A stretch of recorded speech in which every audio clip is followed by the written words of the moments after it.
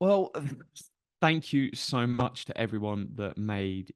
Well, I'm recording on Sunday, so made yesterday possible. We had our first ever game, and it was just emotional to get there to see it.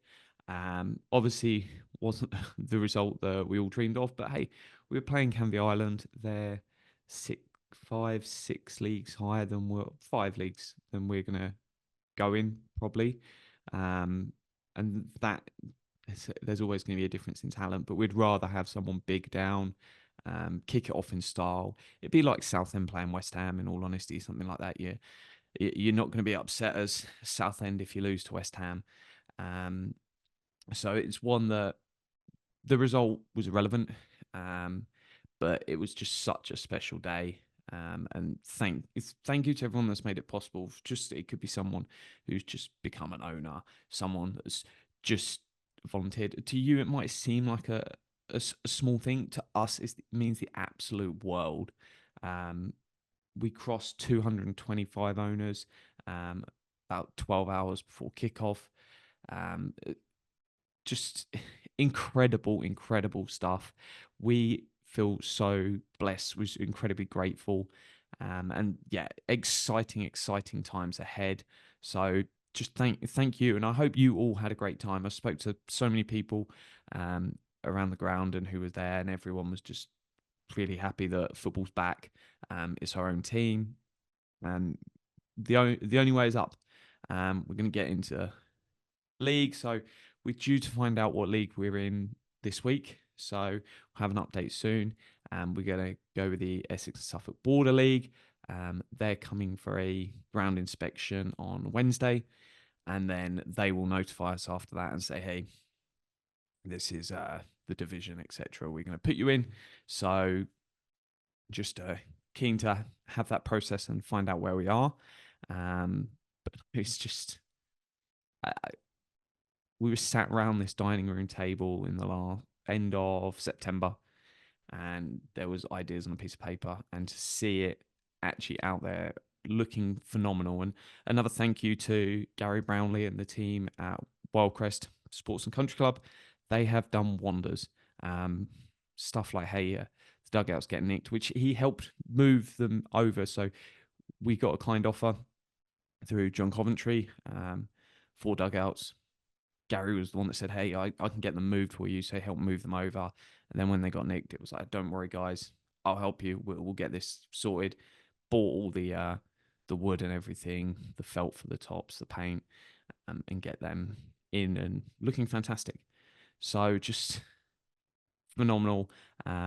We could have easily been in a park in a school playing fields, but we've got the bar, we've got phenomenal facilities, we've got free gym access for our players.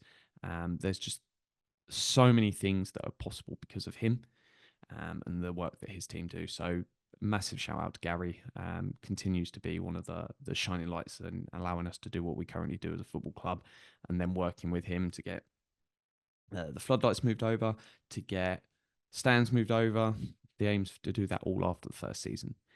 And we're always looking to attract extra attention with the ironic timing of the general election result coming out the day before. I'd always been my plan to, hey, go reach out. Stephen Metcalfe, who was the previous MP, had been to quite a few East Thurrock United games. So it was one of, hey, whoever is in here trying to help and improve the area, let's get them on board, because we've said we'll reach out to everyone who can help, who can support us.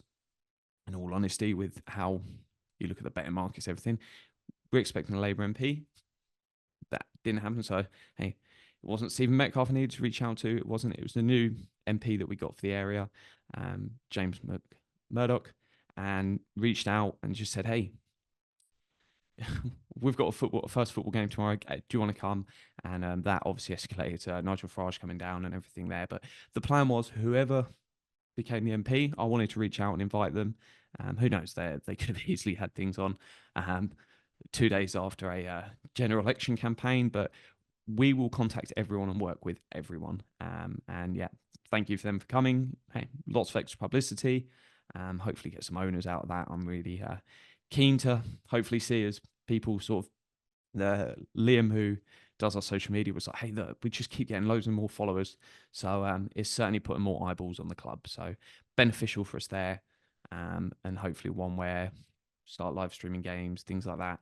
We'll see more owners continue to support the club and everything there. So just again, phenomenal. It feels weird to say the scoreline might have been 8-1 to the other side, but we won yesterday, and everyone there won.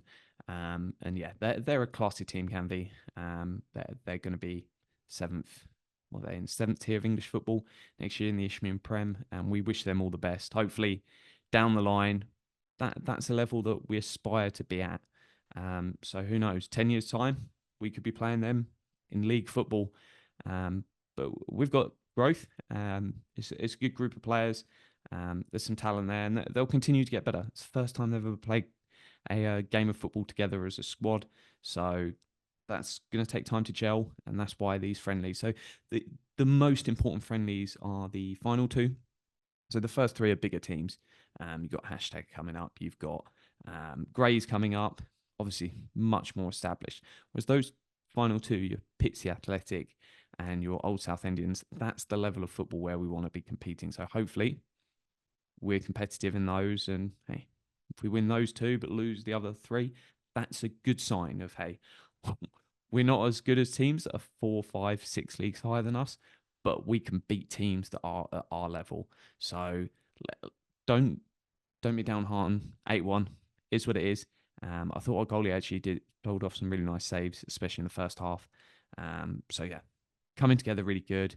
And thank you so much for everyone's support. Keep spreading the word. We had over 250 people there yesterday. It was impossible trying to count. There was just so many.